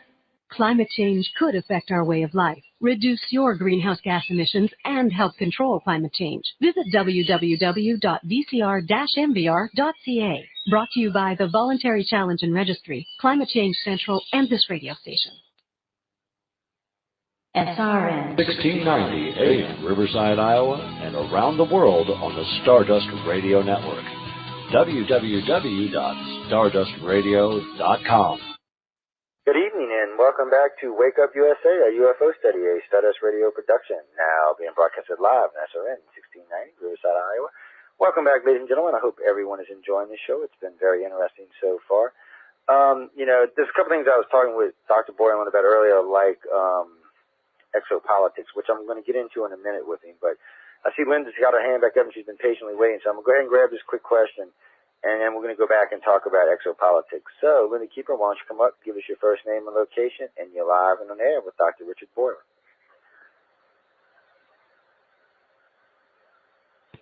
Thank you, Dr. Boylan. I need to go back to my last question only because I'm really interested. This Tellison that you speak with, I don't understand who he is. I know in some of your letters he's called the Source. But is he an alien or something else? And I'm interested in how did he pick you to communicate with? Was there something about the work you've done that he was interested in? And how does he communicate to you? Is this verbal or through thought transmissions? Just how does he communicate his thoughts to you? Go ahead, Richard. Okay. Tellison Namor, that's his last name, star name, is a human being. He was born with the name of Mario Sasso, of Italian immigrant parents, and currently resides in Vancouver, British Columbia, Canada. Gentleman in his 40s. He also, as is true for other people on Earth, is a star being who incarnated in a human body. And over the course of time, star consciousness operates to the fore, and that's certainly the case with this campaign, this upcoming public demonstration flight campaign with the Starcraft. He became aware of me when I set forth to conduct a Star Kids, Star Seeds workshop in Vancouver, British Columbia, and decided to come to it. In fact, was told by his fellow Star visitor guides that it would be a good idea for him to come to it, that he would learn some things there and meet some people that would be good for future upcoming events. And so it was. And so, while I had some over 30 people at the workshop, he was one of them, and we had some discussions then. We had a very interesting skywatch that first night, where a Starcraft came in under cloaking and landed in the dusk in the kind of public park where we were gathered by ourselves, and Starbeam came out and came up to several individuals. So he was not the only star being that was paying attention to this workshop. Towards the end of the second day of the workshop, he did disclose that he was a star being incarnated as a human. And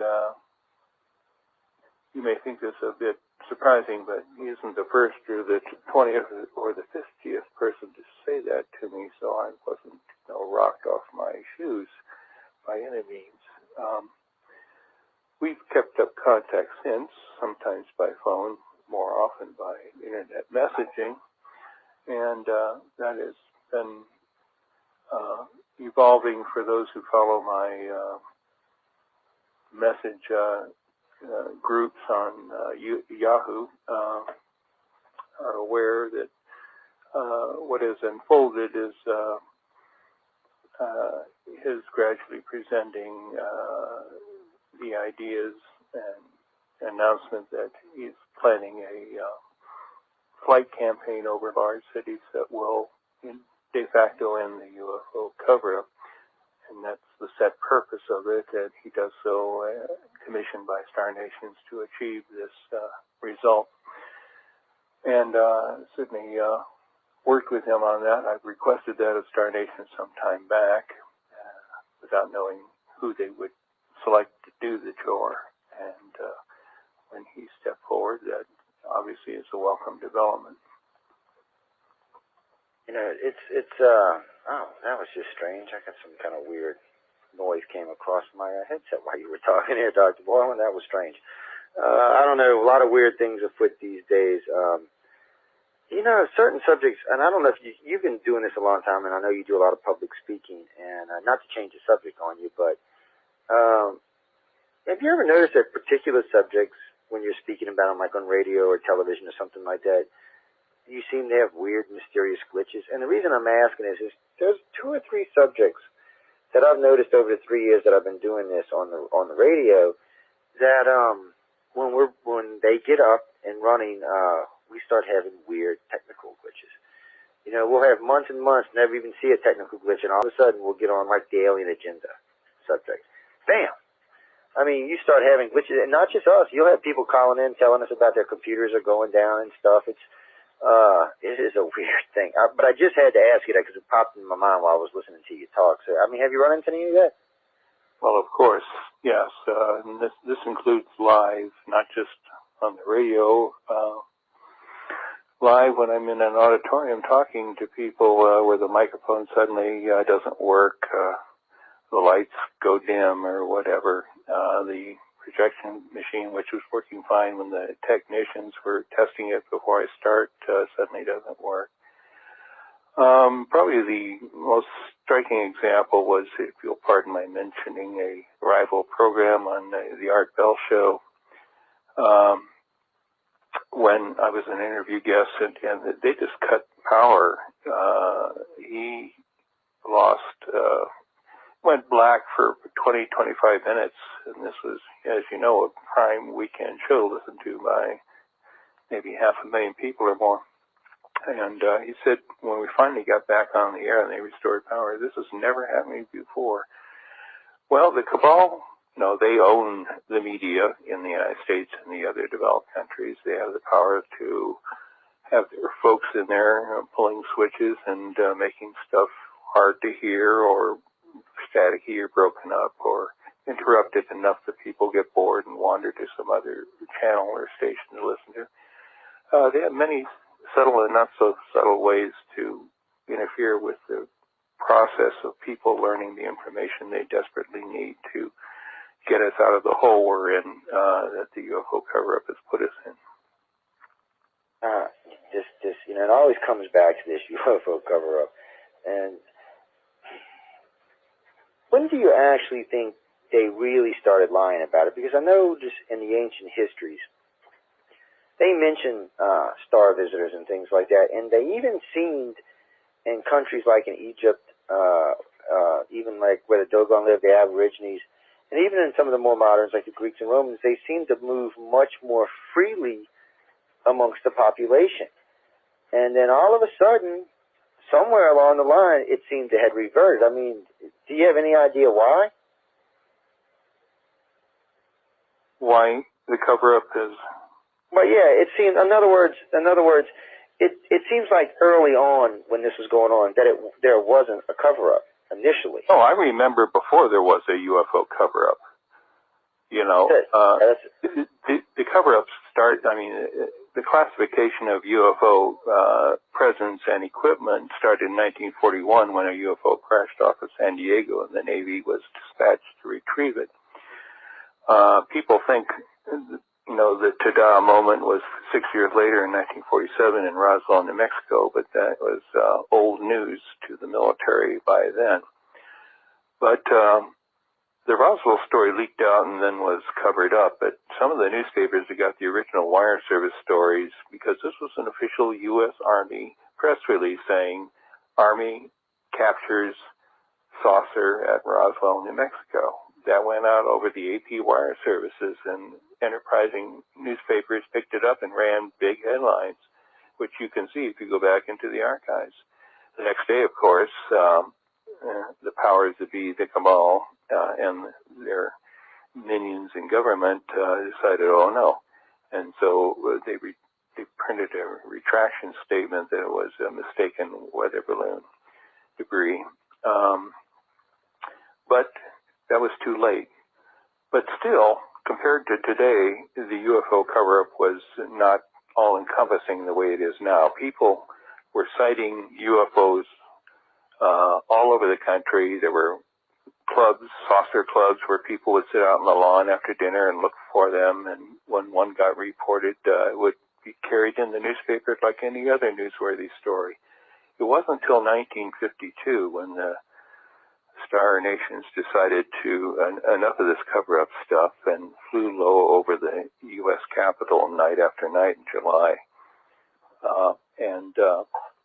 That made the papers again, too. And this time there were photos, these formation lights, these disc craft flying over the U.S. Capitol made a wonderful photo. Right after that, the government convened the Robertson panel report, and they, of course, were a lapdog doing what they were told, and they came up with the conclusion that this represents a national security risk and we must have a cover-up. And the government went into cover-up mode, and they went in with a vengeance. They got their psychological warfare people that used to do anti-Nazi and anti-Japanese propaganda, and they trained it on the American civilian population so that if you reported a saucer, you were a nut. They, gratuitously referred to propeller beanies on people's heads and suggested they were crazy and that maybe they should be closely examined by the doctor and committed. And people didn't take long to get the recipe that this was a no-no subject, and if you wanted to lose your job, wanted to lose your standing in the community, wanted to be seen as un-American and somebody the government would have on a watch list, just keep talking about this. So the population went into deep cover, and of course, after a generation of this, people didn't know any better, and we're into the current situation where UFOs are a laughingstock topic, and what's for dinner. But that wasn't the way it was in the beginning. Some of us who have been around a few decades can remember when there was no UFO cover-up in public society. So they can't fool us. And I'll tell you, it was a much healthier society then. If they hadn't choked it off, we would all be a cosmically aware society today. Yeah, that would, and I've talked about that on many occasions. If things would have been different further back, how much more different our society would be today, including even on technology levels. We were discussing this not too long ago, and the thing about it is that they had done a survey, it was about a year ago, on religion. And what would have happened if, say, 500 years ago, we would have had a much different stance on religion when Galileo and Leonardo and all of them were alive. The technology today would be much further along than what it is. They actually estimate 400 to 500 years more advanced than what we are today. And, of course, when you're talking about those kind of advancements, you really have to be talking about spiritual and actually several different types of advancements just to reach that technologically advanced society, because really you kind of keep balance between, I hate to say spiritual because it's probably not the correct word, but you really need to keep a balance between technology and, let's say, what's important. And I think if we can do that, we'd be all right. But yeah, that's what they say, that because of religion, directly or indirectly, has set us back at least 500 years. And then when you start throwing in governments on top of that, keeping secrets about alien visitors, that's setting us back even more. I feel like this: if the aliens can come here and visit people, they feel comfortable enough with the people that they're visiting to let them know who they are. So, it's really not the aliens so much holding back as it is the government. I know that if the extraterrestrials really wanted to, they could just land in several different places and make a big public display. And a lot of people ask me why they don't, but I really think it has to be really up to us. What do you think, Dr. Boylan? I've talked to them about our nation, some of the representatives on their council, and they're very polite and considerate. They don't want culture shock. In fact, they've been hounding our governments to get the people prepared, let them know in a gradual and organized and sensible way about the reality of all this. And the governments have done, as you're well aware, absolutely nothing. And therefore, we have the status quo. Wow, that is just weird. Are you seeing a delayed...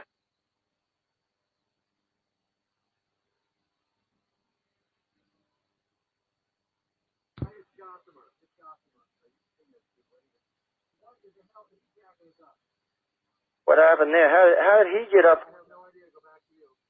That was weird. Sorry, guys. I don't know what happened. Hey, Josh, what happened? Your tax dollars at work. That was just weird. That was weird. Okay, I got you. I see what happened. All right. That was strange. Okay, guys. Just because I brought that subject up with Dr. Boylan a few minutes ago, somebody had to prove a point.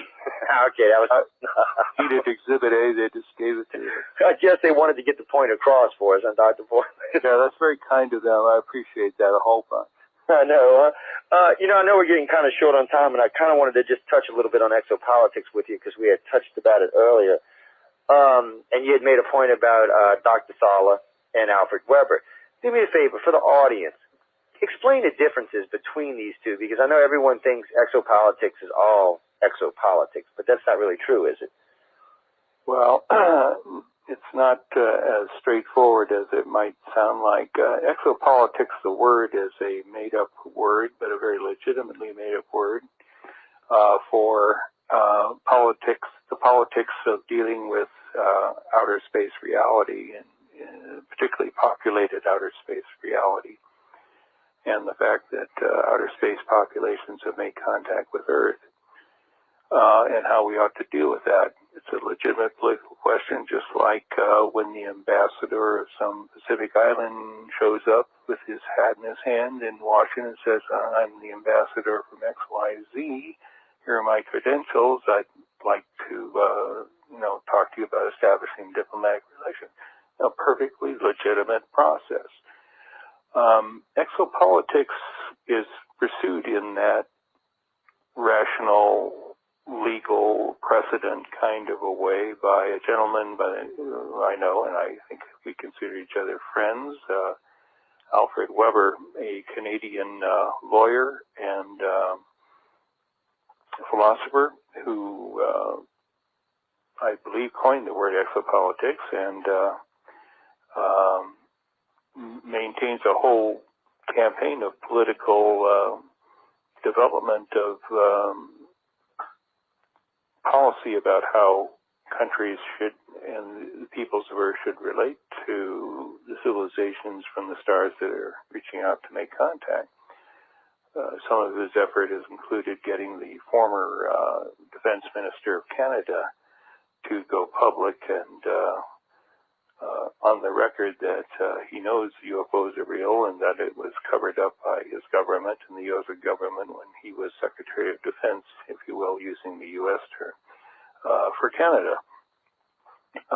All a very honorable and forward-thinking enterprise that people should get behind.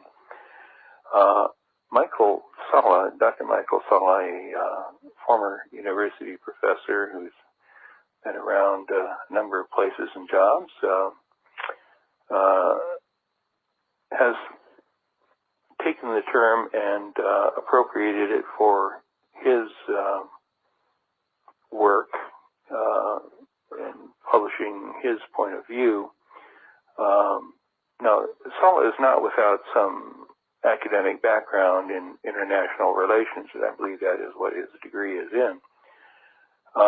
However, the point of view he takes is highly propagandistic. It is pure cabal propaganda that there are evil aliens out there and we need to hunker down and prepare for that harsh reality and not welcome the overtures because they could be Trojan horse maneuvers. So this kind of dark, conspiratorial, propagandistic, hostile propagandistic approach marks Salla's approach to interstellar relations, and it couldn't be more in contrast to Mr. Alfred Weber's kind of high road approach to exopolitics. So you have a stark contrast there, and when the term is thrown around, I guess sophisticated folks have to ask, who's exopolitics? The exopolitics, as I think